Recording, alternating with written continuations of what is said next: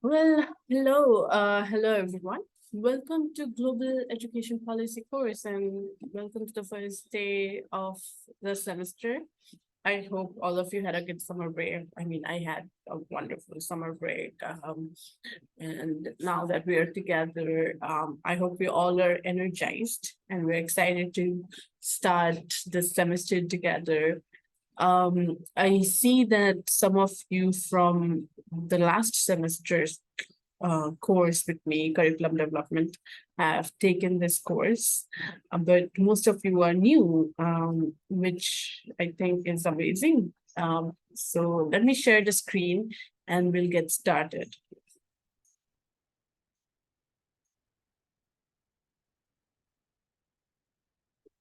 So yes, let me put it in slideshow.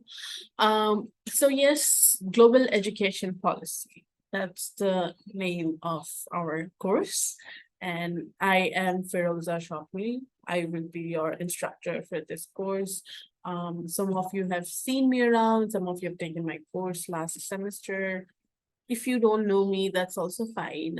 I'll give a more detailed introduction of myself, and probably throughout the course, we'll get to know each other better.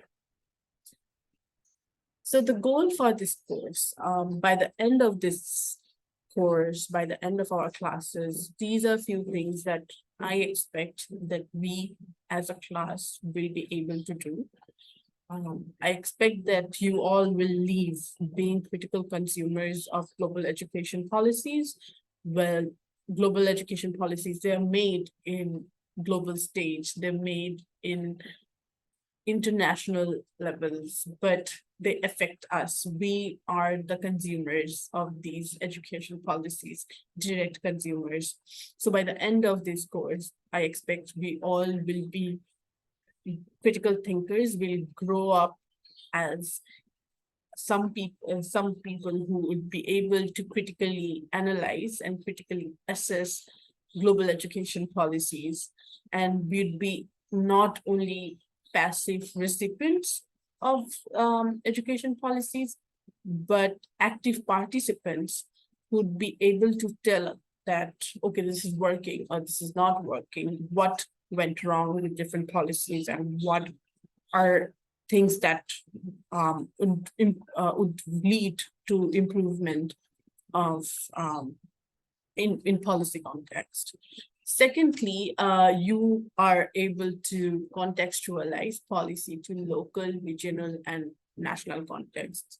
We One thing about education that I will be saying throughout the course is that education is not one size fits for all thing. It's something that needs to be localized, that needs to be regionalized, that needs to be thought about from a national perspective. Every nation, we as a class, we should remember that every single nation works differently. Every single nation has their different uh, cultural context. They have different way of um, functioning, and they have different way that they look at their economy. So it's very important that when we look at these global education policies, we also understand how and till what level we can implement them in local level, regional level, or in national level. So by the end of this course, we'd expect that you understand that education is not a one size fit for all concept. It's something that needs to be personalized. It's something that needs to be localized. And lastly, the main goal of this whole course is to prepare you for your future goals, to prepare you as policymaker and policy analyst. So by the end of this course, we'd expect that you have the ideas about the complexities of global education policy. You understand how integrate the whole education sector is, and you would be feeling a bit more confident on your policy making, policy implementation skills. Okay, so today's agenda is to introduce uh, ourselves, to introduce myself, and I also would love to know all of you um, and farther. And then we talk a bit about the course and the course readings. So this is me. Actually, this is a very old photograph. It's from back in 2017 or 18 when I was still an university grad student. I was still an undergraduate student, basically. I grew up from that phase, but I don't have uh, a lot of new pictures clipped. So yeah, that's one of the older pictures that I thought of pasting there. So I am Firoza Shropnil. I am the Chief Teaching Fellow and Program Coordinator for the Master of Arts in Education program. Some of you know me because you visit me frequently in my office. Some of you are don't know me, but I sit in H601, and you're always welcome to visit me. Just write to me, take an appointment, and I'm always well. I'm always uh, free to have a conversation with all of you about the course, not about the course, anything regarding your any kind of struggle that you're having with your academics, any kind of support that you need. I'm always available. A bit about my educational background. I come from economics background. My bachelor's was in economics, and then I did my master's in economic policy from Central European University, Vienna. When I was doing my master's in economic policy, I specialized in higher education policies and economics of higher education. And most of my research was mostly based on education policies and how does economics and education interact, the interdisciplinary side of economics and education. So that's what I specialized in.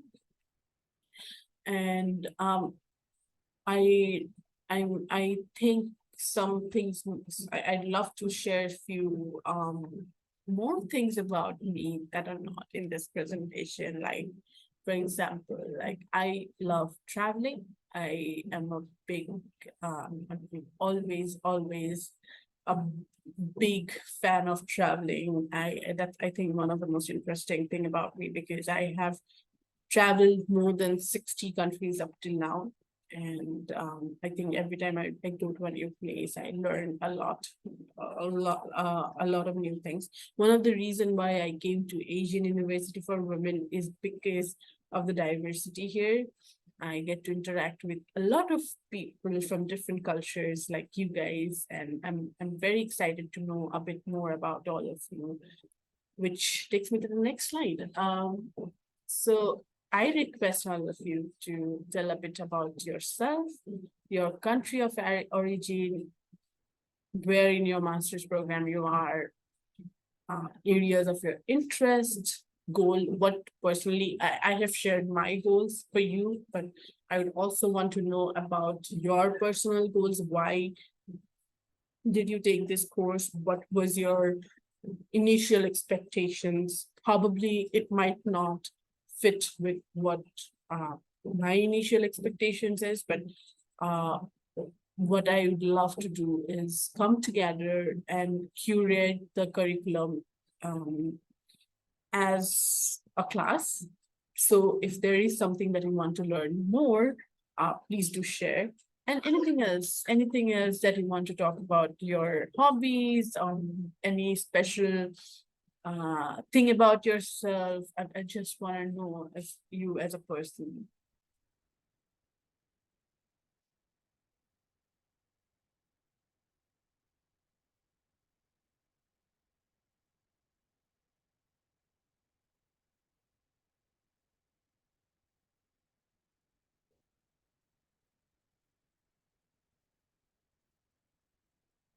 Okay, that was interesting.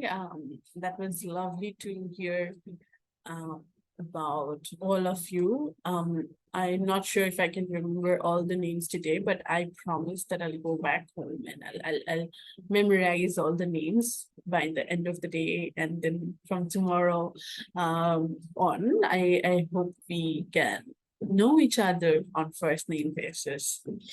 So this is the course overview of what this course will look like.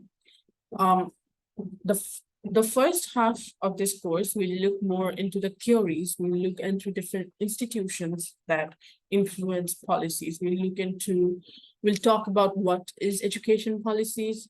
We will look into different kind of evaluation methods of education policy. So for the first half of this course, we'll basically try to develop a foundation of what education policy is, what are the different contexts where you can bring in education policies, theories, different international institutions, and also about policy analysis. Some of the tools will get introduced to them. So it is very theoretical, the first half, which I would like to be honest, and I'd like to share that might be the more difficult part, more complex part of this course, because it's a lot of theories. It will be a lot of readings, but I hope together we'll come together and we can make it simpler for each other.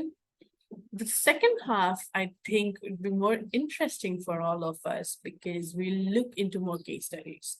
So whatever foundation we build in the first half, knowing about education policy, how it works, the influences, everything, the foundation we built, we'll try to put those foundations, we'll try to apply those foundations into different case studies.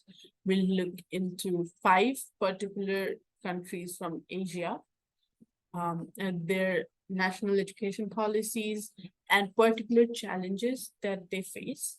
And not there, apart from that, we'd also like to compare them with some other countries, some other contexts. So by the end of this course, you will understand how education policies are created, the foundational concepts of educational policies, and also understand how these theoretical knowledge, theoretical foundations, theoretical policy foundations are applied to different contexts, different case studies, different situations, different challenges. And for this, for in case of your evaluation, we will have some weekly assignments and also some major assignments, which in the next slide, let's look a bit more into this.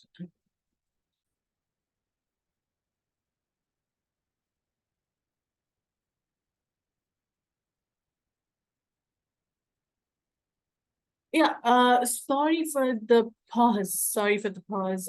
I just had some interruption, but uh, before going further into what are the different assignments that you would be having, these are the key items I believe that you should be looking at and checking frequently. Firstly, the LMS. We will be using Canva for most of our class discussions, for the syllabus, everything about the weekly modules will be uploaded into the Canvas, and your assignments will be uploaded into the Canvas. So keep on checking the Canvas for, and you would be using Canvas for uploading your assignments and any kind of question that you have to ask me for any sort of broader class discussions, we'll be using Canvas.